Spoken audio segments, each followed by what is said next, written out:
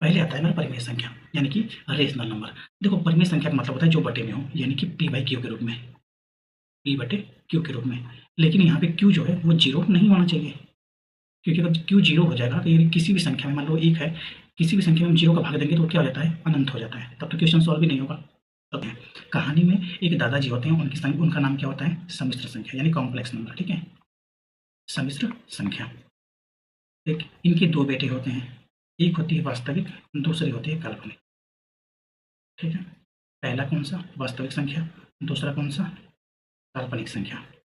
यदि पूर्णांक बोल दें तो उसमें क्या होगा, पूरा का पूरा माइनस प्लस और जीरो। देखो ऐसे 0 1 2 3 -1 -2 -3, मतलब कि इसमें तीनों चीज़ें आ जाएंगी, माइनस जीरो प्लस, तीनों की तीनों। ठीक, चलिए अगला क्वेश्चन क्या कहता है कि किस सेट में -5 0 6 जैसी संख्याएं शामिल है, मतलब कि माइनस भी, जीरो भी और प्लस भी। बताना है आपको किसमें। अभी मैंने आपको पीछे बताया कि जो पूर्णांक होता है उसमें माइनस, जीरो और प्लस तीनों आती हैं। तो प्राकृतिक संख्या तो एक से स्टार्ट होती है, 1 2 3 4 5 6 7 8 9 10। अपरिमेय की संख्या की बात करें तो पी बाई क्यू के रूप में रहेगा। ठीक है, और पूर्ण संख्या की बात करें तो ये तो जीरो से स्टार्ट होगा, 0 1 2 3 4, ये 4 है। ठीक है, 4 5 6 7 8 9 10। बात करें हम पूर्णांक की तो पूर्णांक कहाँ से स्टार्ट होता है, इसमें माइनस भी रहेगा, जीरो भी रहेगा और प्लस भी रहेगा। हेलो साथियों, कैसे हैं आप सभी। मेरा नाम है विद्यासागर और मैं आप सभी लोगों को मैथ पढ़ाऊंगा। मतलब कि मैं अभी मैथ की क्लास आप लोगों के सामने ले करके आया हूँ। हम मैथ स्टार्ट करेंगे नंबर सिस्टम से। टोटल क्लास चलेंगी 5 से 7 क्लास नंबर सिस्टम की, है ना। 5 से कम तो नहीं ही होगा, इससे आगे बढ़ सकता है। हर क्लास 2 घंटे के आसपास की होगी।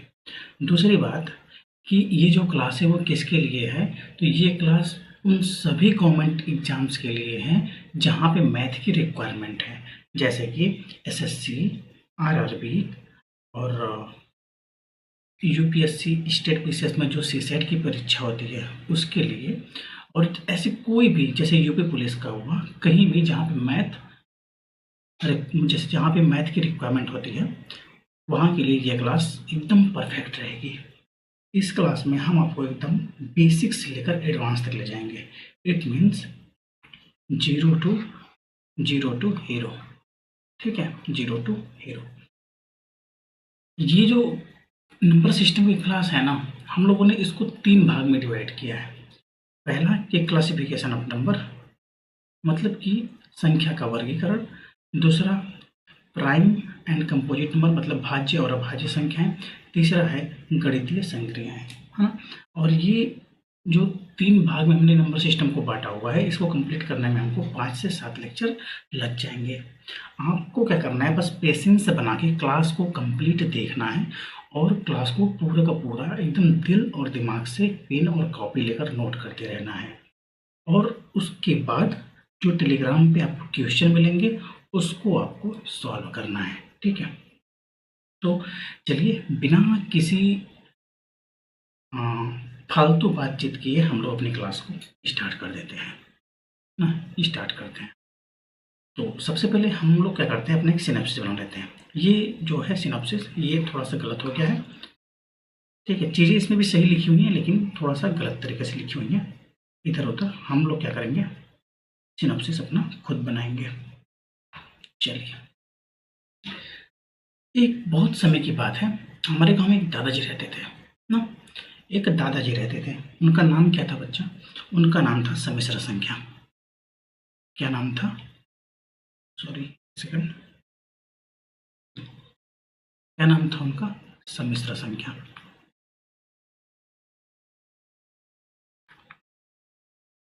ठीक है, इन्होंने शादी किया और इनके क्या हुए कि 2 पुत्र हुए। 2 पुत्र कौन कौन से हुए, एक का नाम था वास्तविक संख्या और दूसरे का नाम था काल्पनिक संख्या। और जैसे ही इनके दोनों पुत्र बड़े हुए, उनकी अपनी पहचान बनी, दादाजी मर गए। क्या हो गए, मर गए। चलो भाई, दादाजी का नाम क्या है, सम्मिश्र संख्या। अब इनके 2 पुत्र हुए, कौन कौन से हुए, पहला का नाम था वास्तविक संख्या, क्या नाम था,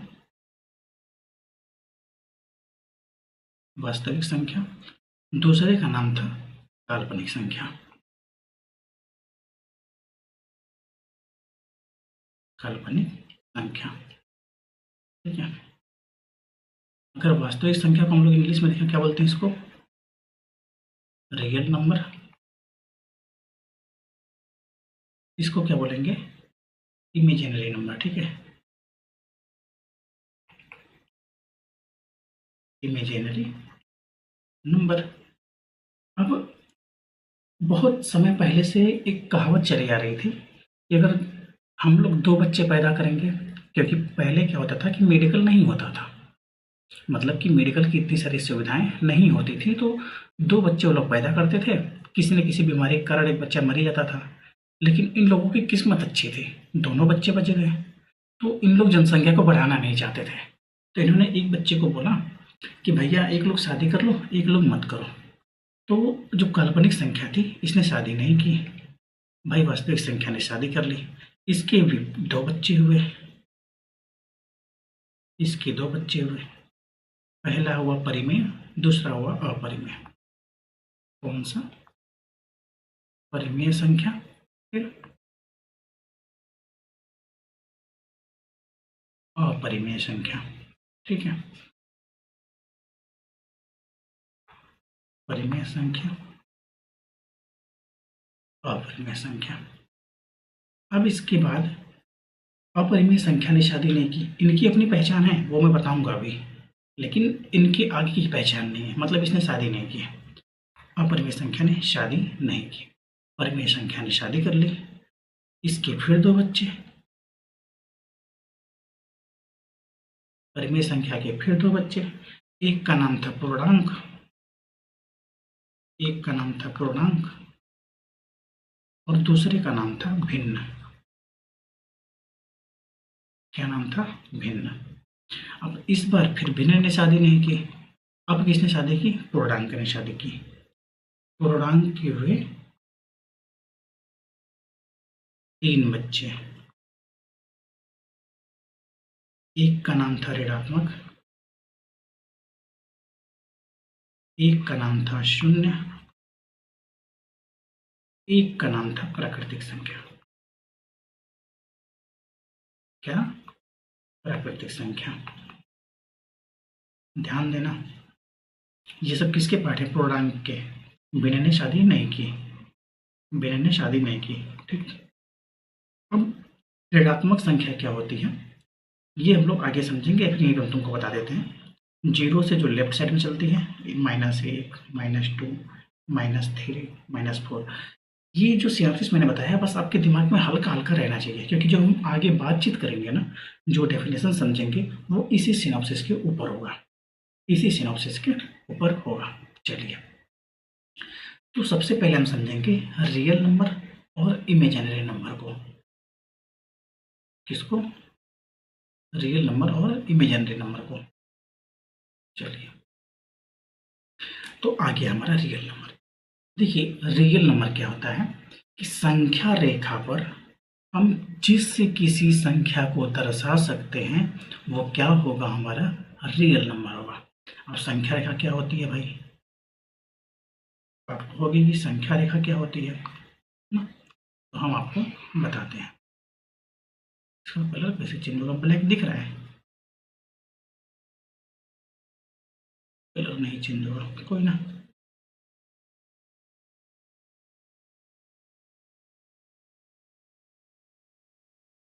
हम लोग पेन से खींच ले रहे हैं, ठीक है, थोड़ा सा टेढ़ा होगा, कोई बात नहीं। चलिए, बीच में क्या हो गया, जीरो, इधर क्या हुआ, -1, इधर -2, -3, -4, dash dash dash dash dash, ठीक। इधर क्या हुआ, 1, 2, 3, 4, dash dash dash dash dash. अब इनके कहने का मतलब है कि जितनी भी संख्याएं, कोई भी संख्या जिनको हम नंबर से मतलब कि संख्या रेखा पर दर्शा सकते हैं, एक भी हो सकता है, 1.2 भी हो सकता है। जैसे देखो, एक तो यहाँ पे हो गया, जब 1.2 होगा तो 2 और 1 के बीच में होगा, इधर कहीं, ठीक है। कहाँ होगा, इधर कहीं होगा। अगर 2.5 कहेंगे तो इधर होगा, 2 और 3 के बीच में। अगर √5 कहेंगे तो √4 का मतलब 2 हो गया, तो √5 का मतलब 2 से ज़्यादा, मतलब 2 और 3 के बीच में कोई होगा, मतलब इधर, है ना, इधर। तो कहने का मतलब कोई भी वो संख्या जो जिसको हम संख्या रेखा पर दर्शा सकते हैं वो क्या होती है हमारी, वो होती है हमारी वास्तविक संख्या। जैसे कि 5 हो गया, -3 हो गया, 2/3 हो गया, √3 हो गया एंड पाई हो गया। तो आप लोग कहोगे कि √3 और पाई को कैसे दर्शाएंगे? √3 का मान कितना होता है बताओ? जितना होता है बस यहीं पे देख लेना कहाँ जाएगा। और पाई का मान कितना हो रहा है? हम लोग लेते हैं 22/7, उसको सॉल्व करेंगे तो 3 दशमलव कुछ आएगा, यानी कि 3 और 4 के बीच में आएगा, है ना, 3 और 4 के बीच में आएगा। चलिए, अगला नंबर है हमारा वास्तविक संख्या। कि वास्तविक संख्या क्या है? अब देखो, वास्तविक संख्या वो है जिसे हम संख्या रेखा पर नहीं दर्शा सकते। इसको बेसिकली आयोटा बोलते हैं, आयोटा ना, क्या बोलते हैं हम लोग इसको? आयोटा बोलते हैं। और इसको डिनोट किससे करते हैं? आई से।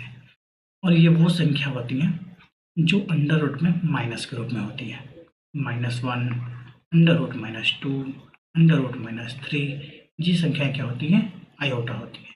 अगर क्वेश्चन को सॉल्व करने पर, सरल करने पर हमारा आंसर आता है -1, -2, -3 अंडर रूट में कोई भी संख्या, तो उसके आगे वो सॉल्व नहीं होगी, वही हमारा आंसर हो जाएगा।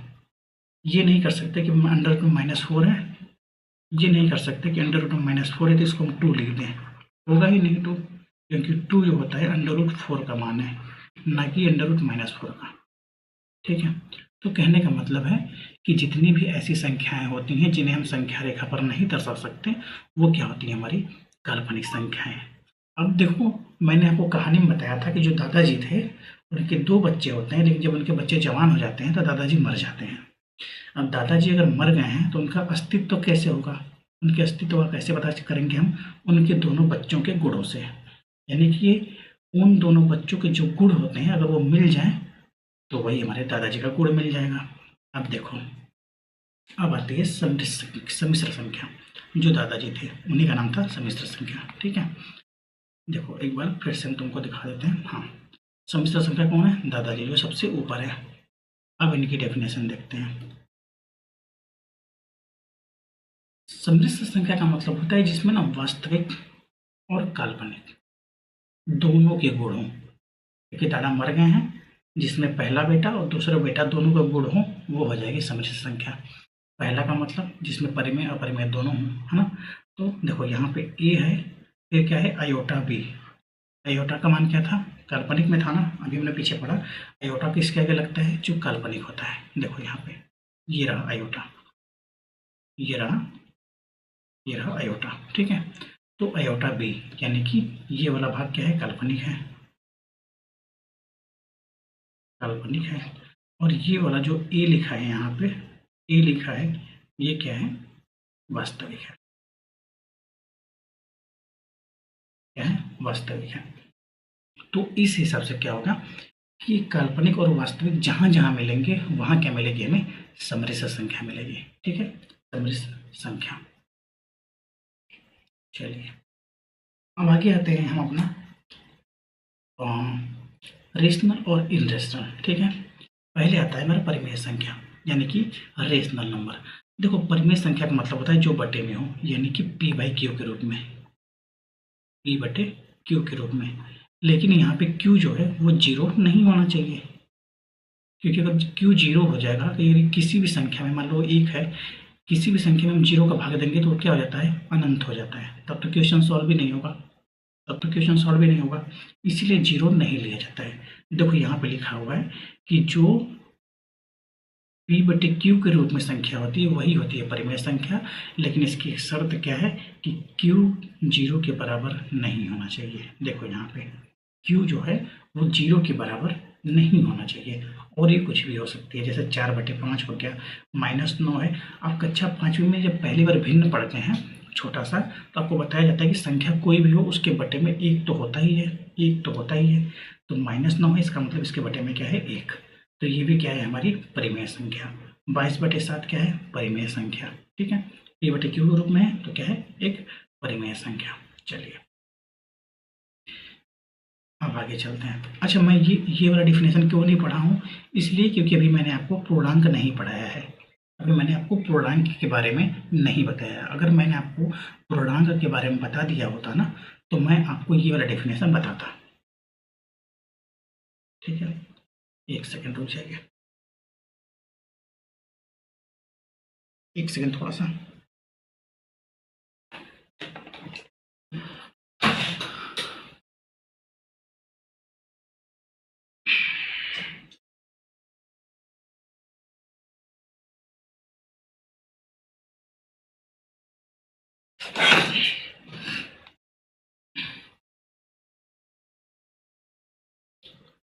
ठीक है, तो परिमेय संख्या आप लोगों को समझ में आ गई कि क्या है। अब बात करते हैं अपरिमेय संख्या क्या है। देखो, अपरिमेय संख्या वो होती है जो अंडर रूट में हो और वो सॉल्व ना हो, या फिर दशमलव में हो लेकिन दशमलव रुके ही नहीं, कंटिन्यू चलता चलता चलता चलता चलता चलता चला जाए। ठीक, जैसे कि पाई का मान क्या होता है, 3.1415 डैश डैश डैश डैश, मतलब ये चलता चला जाएगा, कभी खत्म होगा ही नहीं, कभी भी पाई का मान खत्म नहीं होगा और ना ही वो रिपीट होता है। ठीक है, तो अपरिमेय संख्या कौन सी होती है, अपरिमेय संख्या कौन सी होती है, जो अंडर रूट में हो और वो सॉल्व ना हो, या फिर दशमलव में हो और उसका अंत ना हो। ठीक, इन दो संख्याओं को बोलते हैं अपरिमेय संख्या। ठीक है, क्योंकि हम इनको पी बाई क्यू के रूप में व्यक्त कर ही नहीं सकते, लिख सकते ही नहीं पी बाई क्यू के रूप में, है ना। तो जिन संख्याओं को हम पी बटे क्यू के रूप में नहीं लिख सकते, नहीं व्यक्त कर सकते, वो संख्या कौन सी हो जाती है, हमारी अपरिमेय संख्या हो जाती है। कौन सी, अपरिमेय संख्या हो जाती है। अगर अब तक की सारी चीज़ें क्लियर हैं, तो अब हम लोग आते हैं क्वेश्चन के ऊपर। हम लोग क्या करेंगे, थोड़ा सा कॉन्सेप्ट पढ़ेंगे, थोड़ा सा क्वेश्चन सॉल्व करेंगे, फिर थोड़ा सा आगे का कॉन्सेप्ट पढ़ेंगे, फिर आगे का क्वेश्चन सॉल्व करेंगे, फिर आगे का थोड़ा सा कॉन्सेप्ट पढ़ेंगे, फिर क्वेश्चन सॉल्व करेंगे, ताकि हम लोगों की सारी चीज़ें एकदम क्लियर रहें। सारी चीज़ें क्या हैं, क्लियर रहें। चलो भाई, अब ये क्वेश्चन है। अब क्वेश्चन सॉल्व करने से पहले एक काम कर दो कि ये जो वीडियो आप देख रहे हो, इसको चुपचाप लाइक कर दीजिए, इस चैनल को सब्सक्राइब कर लीजिए, क्योंकि यार अभी हम ना आपके छोटे भाई हैं, अभी हमको सपोर्ट करिए, थोड़ा सा आगे बढ़ाइए, ताकि हमें थोड़ा सा मोटिवेशन भी फील हो। क्योंकि अभी मेरा चैनल, मैं साफ साफ बोल रहा हूँ, मेरा चैनल मोनेटाइज भी नहीं हुआ है। मैं चाहता हूँ कि हो जाए, ताकि मैं ज़्यादा अच्छे से दूसरा काम छोड़ के मैं इसी पर डिपेंड हो सकूँ। ठीक है, और लाइक सब्सक्राइब करके एक शेयर कर दीजिए। ठीक है, एक शेयर। और दूसरी बात सबसे इम्पोर्टेंट, जो कि मैं कहीं नहीं बोलता हूँ, यहाँ पे बोल रहा हूँ कि आपको कोई भी डाउट हो, कोई भी डाउट आप कमेंट में पूछ लो मुझसे कि सर आपसे ये पॉइंट मिस हो गया है, तो मैं उस डाउट पे 24 घंटे के भीतर भीतर शॉर्ट वीडियो बना के डाल दूंगा, ताकि आपका डाउट जो है क्लियर हो जाए। ठीक, चलिए अब हम लोग क्या करते हैं, ये क्वेश्चन को सॉल्व करते हैं। ठीक है, क्वेश्चन क्या कहता है कि इनमें से कौन सा संख्या समूह वास्तविक संख्याओं का उपसमूह नहीं है। चलो भाई बताओ कौन सा नहीं है। एक बार हम लोग कहानी को फिर से पढ़ते हैं। कहानी में एक दादाजी होते हैं, उनका नाम क्या होता है, सम्मिश्र संख्या, यानी कॉम्प्लेक्स नंबर। ठीक है, सम्मिश्र संख्या। एक इनके दो बेटे होते हैं, एक होती है वास्तविक, दूसरी होती है काल्पनिक। ठीक है, पहला कौन सा, वास्तविक संख्या, दूसरा कौन सा, काल्पनिक संख्या, काल्पनिक संख्या। अभी हम लोग इन सब का डेफिनेशन भी देखेंगे, ऐसा मत सोचो कि एक एक चीज को छोड़ते चले जा रहे हैं। ठीक है, अब वास्तविक संख्या के दो बेटे होते हैं, एक होता है परिमेय, एक होता है अपरिमेय। एक होता है परिमेय, एक होता है अपरिमेय। ठीक है, एक होता है अपरिमेय। अब आपको ये बताना है कि वास्तविक संख्या के कौन से भाग होते हैं, क्योंकि मैंने अभी तक परिमेय और अपरिमेय तक आपको डेफिनेशन बताई हुई है, अभी इसके आगे का मैंने नहीं बताया है। देखो भाई, ये क्या बोलता है कि परिमेय संख्या जो है, क्या बताना है, वास्तविक संख्याओं का उपसमूह नहीं है, ये बताना है। क्वेश्चन को ध्यान से देखो, ये वाला वर्ड नहीं है। ठीक है, तो इसका मतलब है कि कौन सा नहीं है। तो क्या वास्तविक संख्या का जो भाग है वो परिमेय नहीं है तो परिमेय तो है, ये तो साफ दिख रहा है कि भाई ये रही वास्तविक संख्या, इसका एक भाग परिमेय है, एक भाग अपरिमेय है। ठीक है, तो परिमेय भी है, अपरिमेय भी है। जब हम आगे चलते हैं तो पता चलता है कि परिमेय दो भाग में टूटता है, एक होता है पूर्णांक, एक होता है पूर्णांक, और जो दूसरा भाग होता है वो कौन सा होता है? भिन्न। भिन्न। और हम देखते हैं कि हाँ वास्तविक संख्या का ही परिवार है पूर्णांक, यानी कि वास्तविक संख्या का ही भाग है, तो पूर्णांक भी हो गया। लेकिन सम्मिश्र संख्या को अगर हम देखें तो ये वास्तविक संख्या का भाग नहीं है, सम्मिश्र संख्या तो इससे ऊपर है ना, बल्कि ये खुद सम्मिश्र संख्या का भाग है। वास्तविक संख्या का भाग सम्मिश्र संख्या नहीं है। देखो सम्मिश्र संख्या कहाँ है? ऊपर है। दादाजी कहाँ है? ऊपर है। तो दादाजी पिताजी के भाग थोड़ी हो सकते हैं, बल्कि पिताजी ने दादाजी के भाग होंगे। तो इसका मतलब कि जो सम्मिश्र संख्या है वो वास्तविक संख्या का भाग नहीं है। ऑप्शन नंबर डी क्या है हमारा? सही जवाब है। ठीक है, चलो भाई अगला क्वेश्चन देखते हैं। ये तो हो गया। चलो अगला क्वेश्चन क्या कहता है कि वास्तविक संख्याओं के समूह में निम्नलिखित में से कौन शामिल है? आपको ये बताना है कि वास्तविक संख्याओं के समूह में निम्नलिखित में से कौन शामिल है। पीछे क्या था कि कौन शामिल नहीं है, अब पूछ रहा है कौन शामिल है। अगर हम बात करें केवल परिमेय संख्या तो नहीं, क्योंकि परिमेय भी और अपरिमेय दोनों वास्तविक संख्या के भाग होते हैं। दूसरा है केवल अपरिमेय संख्या, नहीं। तीसरा है कि परिमेय और अपरिमेय दोनों संख्या है, सही है ये। चौथा है केवल पूर्ण संख्या है, नहीं, बल्कि ये तीनों ही हैं। तो ऑप्शन वो मारेंगे जो सबसे सटीक हो, यानी कि परिमेय और अपरिमेय दोनों संख्याएं क्या हैं? हमारी वास्तविक संख्या के भाग हैं। ठीक है, मैं उम्मीद कर रहा हूँ कि आपको क्वेश्चन समझ में आ रहे हैं। अगर आपने क्लास को ध्यान से देखा हुआ है तो, नहीं समझ में आ रहा है तो एक बार और पीछे करके देख लीजिए। अगला क्वेश्चन क्या कहता है कि इनमें से कौन सी संख्या वास्तविक है लेकिन परिमेय नहीं है? अच्छा, आप समझो कि जो वास्तविक संख्या है इसके दो पार्ट हैं, एक परिमेय एक अपरिमेय। यहाँ पे क्या बोलता है? परिमेय नहीं है, इसका मतलब कौन बचा? अपरिमेय। क्या पूछ रहा है? वास्तविक संख्या के कौन, मतलब वास्तविक संख्या तो है लेकिन परिमेय नहीं है। तो वास्तविक संख्या का दो भाग होता है, परिमेय और अपरिमेय। जब परिमेय नहीं है तो कौन बचा? अपरिमेय। इसमें से अपरिमेय संख्या कौन है? देखो ये पी बाई क्यू के रूप में है, ये भी पी बाई क्यू के रूप में है, क्योंकि इसके बटे में एक तो होगा ही होगा। ये भी पी बाई क्यू के रूप में है, क्योंकि इसके बटे में भी एक होगा। तो कौन सा बचा? Option number C. Option number C. ठीक है, चलिए अगला क्वेश्चन क्या कहता है कि संख्या रेखा पर प्रत्येक बिंदु क्या दर्शाता है? बता दो। संख्या रेखा पर प्रत्येक बिंदु क्या दर्शाता है? हमने अभी पीछे पढ़ा 5 मिनट पहले कि संख्या रेखा पर हम क्या करते हैं? वास्तविक संख्याओं को दर्शाते हैं, है ना? चाहे माइनस हो, चाहे जीरो, चाहे प्लस हो, जो वास्तविक संख्या है उसको ही हम संख्या रेखा पर दर्शाते हैं। तो ऑप्शन इसमें कौन सा है? प्राकृतिक संख्या नहीं, इसको तो दर्शाते हैं लेकिन केवल पॉजिटिव में दर्शाते हैं। पूर्णांक नहीं, परिमेय संख्या नहीं, वास्तविक संख्या सही है। ठीक है, ये सब भी दर्शाते हैं लेकिन सिर्फ यही तो नहीं दर्शाते ना, हम पूरी की पूरी वास्तविक संख्या को दर्शाते हैं, यानी नेगेटिव, पॉजिटिव, जीरो, सब कुछ। ठीक है, चलिए अब आगे आता है हमारा इंटीजर और होल एंड नेचुरल, यानी कि पूर्णांक, पूर्ण और प्राकृतिक संख्या। ठीक है, चलिए आगे चलते हैं। क्या है? पूर्णांक। पूर्णांक में जो होता है वो निगेटिव भी आता है, जीरो भी आता है और पॉजिटिव भी आता है। ठीक, कहने का मतलब यदि पूर्णांक बोल दे तो उसमें क्या होगा? पूरा का पूरा माइनस, प्लस और जीरो। देखो ऐसे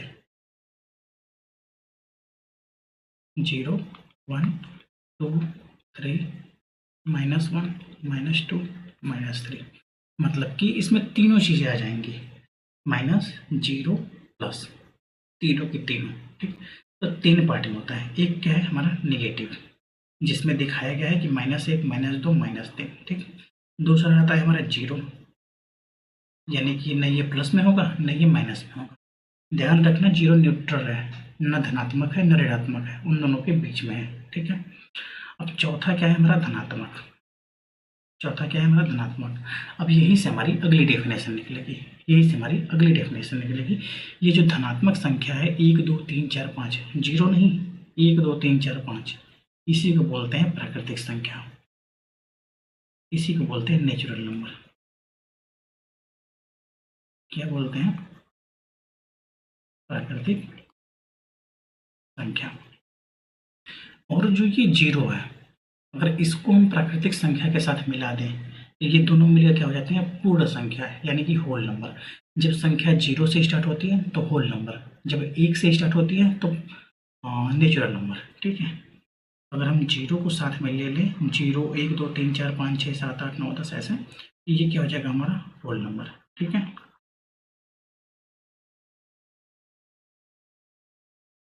होल नंबर यानी कि पूर्ण संख्या।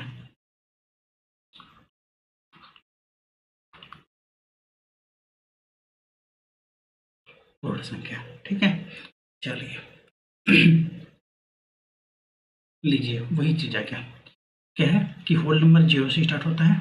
ठीक, इसमें जीरो भी रहेगा, लेकिन जो प्राकृतिक संख्या होती है, नेचुरल नंबर रहता है, ये किससे स्टार्ट होता है? 1 2 3 4 से, है ना? 1 2 3 4 से। अब आगे की क्वेश्चन क्या कहता है? क्वेश्चन कह रहा है कि निम्नलिखित में से कौन सा कथन पूर्ण संख्याओं के लिए सत्य है? पूर्ण संख्याओं के लिए सत्य है। ऑप्शन नंबर ए क्या कहता है कि इनमें भिन्न शामिल होते हैं। देखो बच्चा, पूर्ण संख्या क्या होती है? हमने अभी पीछे देखा कि जिसमें जीरो और 1 2 3 4 सब हो। देखो ये है ना, ये है पूर्ण संख्या, जिसमें जीरो भी होता है, 1 भी होता है, 2 होता है, 3 होता है। और इसके पीछे भी हमने आपको समझाया कि पूर्ण संख्या कौन सी होती है? जिसमें ये जीरो भी शामिल रहेगा, जिसमें ये जीरो भी शामिल रहेगा और ये 1 2 3 4 भी शामिल रहेंगे, यानी प्राकृतिक संख्या। ठीक है, तो भिन्न तो इसमें होगा नहीं, भिन्न तो इसमें होगा नहीं। ठीक, अब अगला ऑप्शन क्या कह रहा है कि इनमें ऋणात्मक संख्याएं शामिल होती हैं। गलत जवाब है, ऋणात्मक नहीं होती हैं। जीरो होता है और धनात्मक होता है। ठीक है, तो ऋणात्मक तो होता ही नहीं है। फिर अगला क्या बोलता है कि इसमें शून्य और धनात्मक पूर्णांक शामिल होते हैं। ये वाला जवाब हमारा क्या है? सही है। ये वाला जवाब क्या है? सही है। ये एक से शुरू होती है, नहीं बच्चा, जो एक से शुरू होती है ना, ये होती है प्राकृतिक संख्या। ये क्या होती है? प्राकृतिक संख्या। ठीक है, चलिए अगला क्वेश्चन क्या कहता है कि किस सेट में -5 0 6 जैसी संख्याएं शामिल है? मतलब कि माइनस भी, जीरो भी और प्लस भी बताना है आपको किसमें। अभी मैंने आपको पीछे बताया कि जो पूर्णांक होता है उसमें माइनस, जीरो और प्लस तीनों आती हैं। तो प्राकृतिक संख्याएं तो एक से स्टार्ट होती है, 1 2 3 4 5 6 7 8 9 10। अपरिमेय की संख्या की बात करें तो पी बाई क्यू के रूप में रहेगा। ठीक है, और पूर्ण संख्या की बात करें तो ये तो जीरो से स्टार्ट होगा, 0 1 2 3 4, ये 4 है। ठीक है, 4 5 6 7 8 9 10। बात करें हम पूर्णांक की, तो पूर्णांक कहाँ से स्टार्ट होता है? इसमें माइनस भी रहेगा, जीरो भी रहेगा और प्लस भी रहेगा। तो कौन सा सही है? हमारा ऑप्शन नंबर बी जो है एकदम करेक्ट जवाब है। ठीक है, क्या है? करेक्ट जवाब। चलिए अगला क्वेश्चन क्या कहता है कि किस सेट में ऋणात्मक संख्याएं नहीं है? बताइए, किस सेट में ऋणात्मक संख्याएं नहीं है? तो ऑप्शन नंबर ए कहता है पूर्णांक। अगर हम बात करें पूर्णांक में तो इसमें ऋणात्मक भी होता है, जीरो भी होता है और धनात्मक भी होता है। अभी पिछले क्वेश्चन में हमने देखा प्राकृतिक संख्याएं, इसमें तो ये एक से स्टार्ट होता है, 1 2 3 4 5 6 डैश डैश डैश 7 8 9 10। परिमेय संख्या की बात करें तो ये तो पी बाई क्यू के रूप में रहेगा। वास्तविक संख्या की बात करें तो इसमें तो सारी संख्याएं आ जाएंगी। क्वेश्चन क्या पूछा है? किस सेट में ऋणात्मक संख्या नहीं है? तो जो प्राकृतिक संख्या है इसमें ऋणात्मक संख्या नहीं हो सकती है। बाकी जो भिन्न है पी बाई क्यू के रूप में है, इसमें तो प्राकृतिक संख्या, अरे इसमें तो ऋणात्मक हो ही सकता है। वास्तविक संख्या में भी ऋणात्मक होता है, क्योंकि वास्तविक संख्या में सारी संख्याएं आ जाती हैं जो हम लिखते हैं। ठीक है, तो इसका आंसर कौन सा है? हमारा ऑप्शन नंबर बी। कौन सा? Option number B. चलिए, क्वेश्चन नंबर 8 कहता है कि निम्नलिखित में से कौन सा परिमेय और पूर्णांक दोनों है। परिमेय का मतलब हो गया कि पी बाई क्यू के रूप में भी है, और पूर्णांक का मतलब हो गया कि माइनस, प्लस या जीरो, इन तीनों में से कोई एक होगा। ठीक है, सबसे पहले हमको ढूंढना है कि जो परिमेय है, तो 1/2 भी परिमेय है, 3 भी परिमेय है, ये दो संख्याएं परिमेय है। आगे हम बताएंगे आपको कि पाई परिमेय क्यों नहीं है, लेकिन पाई नहीं है। ठीक है, √2 भी नहीं है क्योंकि ये सॉल्व होता ही नहीं है। अब देखो, और क्या बोलना है कि वो पूर्णांक भी हो। क्या हो? पूर्णांक भी हो, यानी माइनस, प्लस या जीरो में से कोई एक हो। तो कौन है? 3 है। कौन है? क्योंकि 1/2 तो केवल परिमेय संख्या है ना, 1/2 तो केवल परिमेय संख्या है। चलिए, क्वेश्चन नंबर 9 कहता है कि इसमें से कौन सी संख्या पूर्णांक और पूर्ण संख्या दोनों है। बताइए, पूर्णांक भी है और पूर्ण संख्या भी है ना। पूर्ण संख्या का मतलब हो गया, देखो जो पूर्ण संख्या होगी वो तो पूर्णांक होगा ही होगा, क्योंकि पूर्ण संख्या जो भाग है वो पूर्णांक का ही भाग है। तो जो पूर्ण होगा वो पूर्णांक होगा। तो हमको सीधा सीधा ढूंढना है कि इसमें से पूर्ण संख्या कौन सी है। पूर्ण संख्या में क्या आता है? 0 आता है, 1 2 3 4 5 6 7 8 डैश डैश डैश पूरा आता है। ठीक है, लो भाई, 0 है ही इसमें ऑप्शन में, तो यही हमारा आंसर हो जाएगा। क्योंकि -4 ऋणात्मक है, ये नहीं आता। ये पूर्णांक में आता है लेकिन पूर्ण में नहीं आता। ठीक है, तो -4 हो नहीं सकता, 3.5 हो नहीं सकता, है ना, क्योंकि ये 3.5 क्या है? परिमेय संख्या है ना, 7/2। चलिए, ये 1/2 ये भी नहीं है, ये परिमेय संख्या है। ठीक है, तो क्या हो जाएगा? 0। ये हमारा क्या है? Right answer. क्वेश्चन नंबर 10 कहता है कि निम्नलिखित में से कौन सी गैर शून्य संख्या प्रत्येक समूह से संबंधित है? पूर्ण, पूर्णांक, परिमेय और वास्तविक। मैं आपको बता दूं, जो संख्या पूर्ण होगी वो तो पूर्णांक भी होगी, और अगर वो पूर्णांक है तो परिमेय भी होगी, और अगर परिमेय है तो वास्तविक भी होगी। कहने का मतलब कि जो पूर्ण संख्या है वो किसका भाग है? पूर्णांक का भाग है। अच्छा, बोलने से अच्छा है दिखा दें आपको ना, कौन से पेज पे था? 5 नंबर पे। हाँ, 5 नंबर पे देखो, भिन्न ज्ञान। हाँ, इन्हीं दोनों को मिला देते, शून्य और प्राकृतिक संख्या को जब हम मिलाते हैं तो क्या बनता है हमारा? पूर्ण संख्या। पूर्ण संख्या, तो जो पूर्ण है वो पूर्णांक तो होगा ही, क्योंकि ये इसी का भाग है। अब जो पूर्णांक है वो परिमेय भी होगा, क्योंकि पूर्णांक परिमेय का भाग है। अब जो संख्या परिमेय है वो तो वास्तविक होगा ही होगा। इसका मतलब कि हमको कौन सा ढूंढना है? केवल पूर्ण संख्या ढूंढनी है। अगर हम पूर्ण संख्या ढूंढ लेंगे तो हमें वो संख्या मिल जाएगी, हमें वो संख्या क्या होगी? मिल जाएगी। चलिए, यही क्वेश्चन था। इनमें से कौन सी संख्या? नहीं, ये नहीं था। ये वाला क्वेश्चन था, पूर्ण, पूर्णांक, परिमेय और वास्तविक। इसमें हमें बेसिकली पूर्ण संख्या को ढूंढना है।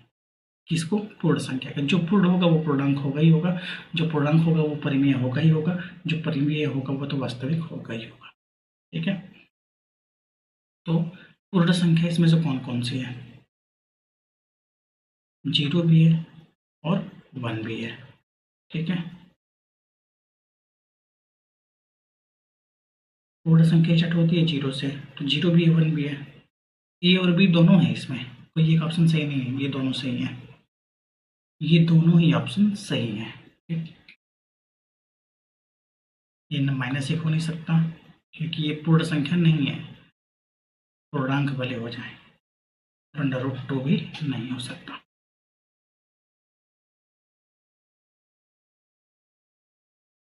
अगला क्वेश्चन है कि निम्नलिखित में से कौन सी एक अपरिमेय संख्या है? निम्नलिखित में से कौन सी एक अपरिमेय संख्या है? तो अगर हम देखें गुणा करने के बाद, अपरिमेय संख्या का मतलब जो सॉल्व ना हो उसके बाद, है ना, जो अंडर रूट में हो, सॉल्व हो ही ना, तो हमको इन तीनों को सॉल्व करना पड़ेगा पहले। अगर 27 3 का देखें तो क्या हो जाएगा? 81। अंडर रूट 81, तो 81 का अंडर रूट कितना होता है 9, ये तो सॉल्व हो गया। तो ये अपरिमेय संख्या नहीं हो सकती। ये 4 अंडर रूट 4 है, तो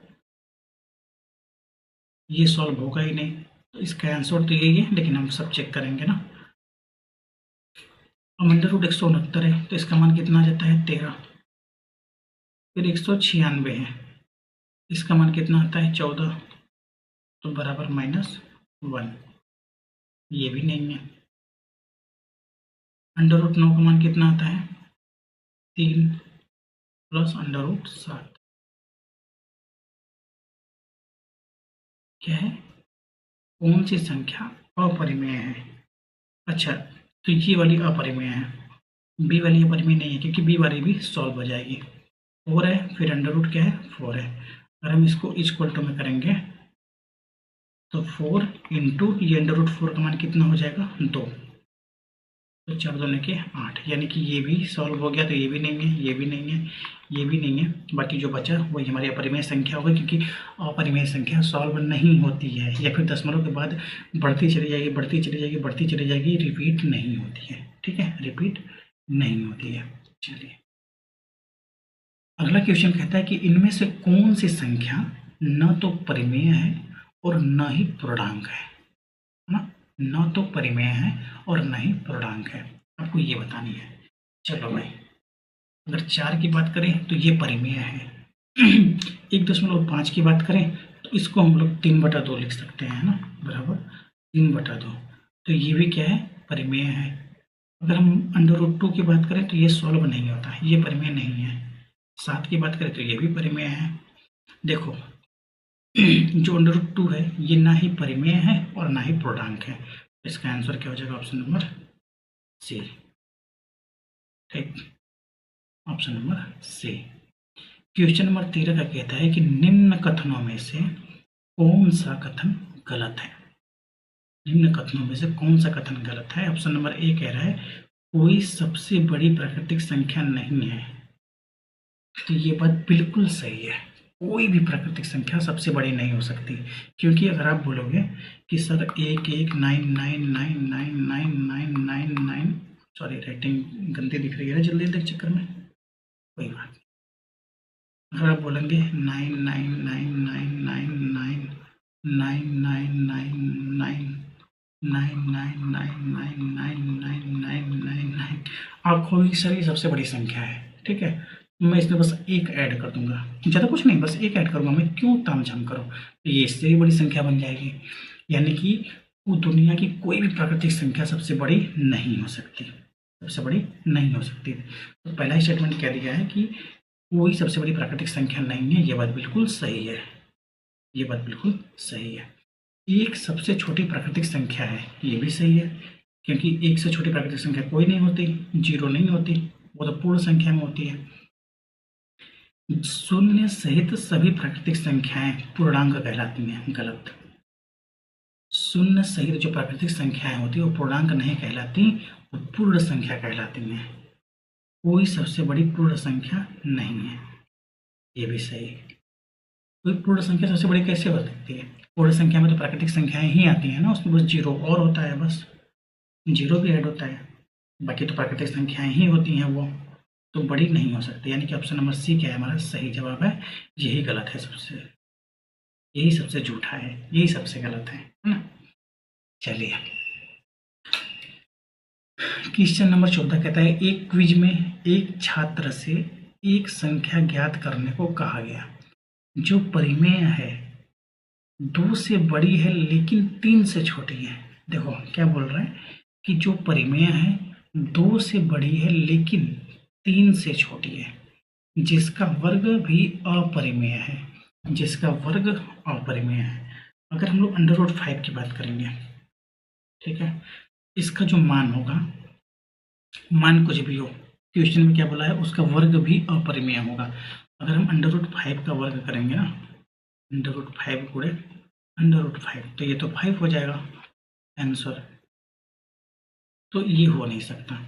लेकिन ये जो है अंडर रूट 3 + 1, इसका हम वर्ग करेंगे तो हमारा एक तरीके से अपरिमेय संख्या ही आएगी, √3 आएगा, क्योंकि लास्ट में आता है जब हम किसी संख्या का वर्ग करते हैं तो 2ab जो फार्मूला आता है 2√3 आएगा उसमें प्लस में, तो वो क्या हो जाएगा हमारा अपरिमेय संख्या। वैसे तो यही ऑप्शन सही है, हम ऑप्शन नंबर सी भी चेक कर लेते हैं। ठीक, 2.5 अगर इसका वर्ग करेंगे तो नॉर्मल सी बात है, होगा ही होगा। √2 में भी अगर हम मल्टीप्लाई करेंगे, वर्ग करेंगे इसका, तो इसका आंसर 2 आएगा। तो इसका मतलब कि ऑप्शन नंबर बी क्या है हमारा सही जवाब है। चलिए,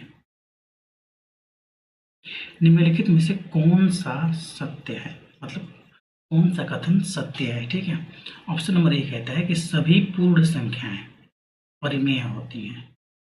देखो बच्चा, सभी पूर्ण संख्याएं परिमेय होती हैं, ये बिल्कुल सही जवाब है, क्योंकि जो जीरो होता है ना, इसके भी बटे में 1 होता है। ये बात हमेशा याद रखना, ये मत बोल देना कि जीरो बटे में 0 होता है, नहीं होता। जो जीरो होता है उसके भी बटे में 1 होता है। ठीक, तो जो सभी पूर्ण संख्या होती हैं वो क्या होती हैं, परिमेय संख्याएं होती हैं। ये एकदम सही जवाब है। तो सभी परिमेय संख्याएं पूर्णांक होती हैं, गलत। सभी परिमेय संख्याएं पूर्णांक कैसे हो सकती हैं, क्योंकि परिमेय संख्या, अरे जो सभी परिमेय संख्या तो पूर्णांक कैसे हो सकती है, क्योंकि उसमें भिन्न भी तो आते हैं ना परिमेय संख्या में, तो नहीं हो सकती। सभी पूर्णांक अपरिमेय होती हैं, गलत जवाब, क्योंकि पूर्णांक तो परिमेय का भाग है ना, अपरिमेय कैसे हो सकती है, तो ये भी गलत है। कोई भी वास्तविक संख्या परिमेय नहीं हो सकती, तो गलत, क्योंकि जितनी भी संख्याएं हैं वो परिमेय और अपरिमेय के रूप में है। अगर हम एक बोलते हैं, क्या वो भी परिमेय संख्या है, क्योंकि एक के बटे में 1 होता ही है। तो एक जो है परिमेय संख्या भी है और वास्तविक संख्या भी है। ठीक है, तो हम ऐसे नहीं बोल सकते कि कोई भी वास्तविक संख्या परिमेय संख्या नहीं है। ठीक, तो कौन सा सही है हमारा, ऑप्शन नंबर ए, सभी पूर्ण संख्याएं परिमेय संख्याएं होती हैं। चलो भैया, अब इस चैनल को सब्सक्राइब कर दीजिए। इस जो आज की क्लास है, कक्षा है, इसको लाइक कर दीजिए और हमारे चैनल पे बने रहिए और इस वीडियो को ज़्यादा से ज़्यादा शेयर कर दीजिए, ताकि हमसे और भी लोग जुड़ पाएँ और हमें सपोर्ट हो पाए। आज की क्लास यहीं तक, हम मिलेंगे आपसे कल अगली क्लास में। इसके आगे ये क्लास लेकर आएंगे, क्योंकि अभी ये क्वेश्चन ख़त्म नहीं हुआ है, अभी हमको कॉन्सेप्ट पढ़ना है दशमलव के बारे में। ठीक है, एक सेकंड, अच्छा 2 क्वेश्चन और है, पहले इसको पूरा कर लेते हैं। ठीक है, ये तो हो चुका है, ऑप्शन नंबर ए सही है, अभी पीछे हम लोगों ने किया। चलिए 16 नंबर क्वेश्चन क्या कहता है कि निम्नलिखित में से कौन सा कथन सत्य है। प्रत्येक सम्मिश्र संख्या को वास्तविक संख्या के रूप में व्यक्त किया जा सकता है, गलत है ये। मैंने बोला सम्मिश्र संख्या के कौन बेटे, 2 बेटे, एक वास्तविक एक काल्पनिक। ठीक है, अगर हम वास्तविक संख्या, अगर हम सभी सम्मिश्र संख्या को वास्तविक संख्या कैसे बोल सकते हैं, कैसे बोल सकते हैं, क्योंकि उसका आधा भाग तो अपरिमेय संख्या भी है ना, तो सभी वास्तविक संख्या परिमेय संख्या नहीं होंगी। अगर होती तो हम अपरिमेय संख्या में विभाजित करते ही नहीं उसको, है ना। ये गलत जवाब है। ऑप्शन नंबर बी क्या कहता है, प्रत्येक पूर्णांक एक प्राकृतिक संख्या है, ये भी गलत है, क्योंकि पूर्णांक में 0 भी होता है और माइनस भी होता है, लेकिन प्राकृतिक संख्या में न 0 होता है न माइनस होता है। तो लाला ये भी क्वेश्चन, ये भी ऑप्शन क्या होता है हमारा गलत। ऑप्शन नंबर सी क्या कहता है कि प्रत्येक वास्तविक संख्या को सम्मिश्र रूप में लिखा जा सकता है, तो ये क्या है, एकदम सही जवाब, क्योंकि जो परिमेय संख्या है सभी के सभी वो वास्तविक संख्याओं के ही तो प्रकार हैं ना, तो जो परिमेय संख्याओं को हम लिखेंगे वो वास्तविक रूप में ही लिखेंगे। ये तो एकदम सही जवाब है, क्योंकि ये उसी के भाग हैं।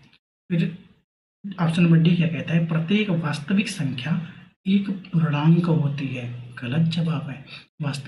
वास्तविक संख्या सारी के सारे पूर्णांक कैसे हो सकती है, तो 3/2 पूर्णांक कैसे हो जाएगी, परिमेय है लेकिन पूर्णांक तो नहीं हो पाएगी ना, वास्तविक संख्या भी है वो। इसका मतलब कि ऑप्शन नंबर सी क्या है हमारा एकदम सही जवाब है ना। तो आगे हमारा दूसरा कॉन्सेप्ट शुरू हो जाएगा ना, प्राइम कंपोजिट है, ये 2 मिनट का है, फिर इसके बाद स्टार्ट होगा प्राइम कंपोजिट, ये बस 2 मिनट हम इसको बता के छोड़ देंगे, क्योंकि इसके पर पूरा 2 घंटे का एक लेक्चर है जिसमें हम लोग पूरा डिविजिबिलिटी का रूल पढ़ेंगे, सब कुछ पढ़ेंगे। फिर इसके आगे, लेकिन इस कल की क्लास में इसको केवल 2 मिनट में हम इसको समझा के आगे बढ़ेंगे, क्योंकि वहाँ पे आएगा हमारा दशमलव, और ये जो है हमारा ऑपरेशंस जो है रेशनल का रेशनल, इरेशनल का रेशनल, इरेशनल एंड इरेशनल, है ना, 3 आता है देखो, ठीक है। इसको समझेंगे और इसके बाद हम लोग क्या समझेंगे, दशमलव को समझेंगे, ठीक है। ये क्वेश्चन है कुछ, फिर इसके बाद दशमलव को समझेंगे, उसके बाद उसके क्वेश्चन को सॉल्व करेंगे, फिर हम लोग क्या करेंगे, तो हमारी ये कक्षा समाप्त होगी, ठीक है। आज की कक्षा यहीं तक, मिलते हैं इसके आगे हम लोग कल, ठीक। और कक्षा को रिवाइज कर लेना, क्योंकि कल की क्लास में भी इसके 5-7 क्वेश्चन मैं डाल दूंगा, ठीक। कल की क्लास में आज की क्लास से 4-5 क्वेश्चन डाल दूंगा, वो आपको देखे रहोगे तभी फायदा मिलेगा आपको, ठीक है। चलो भाई, तो हम लोग मिलते हैं अगली क्लास में, तब तक के लिए टाटा बाय बाय। चैनल को सब्सक्राइब करके अपना सपोर्ट बनाए रखिए।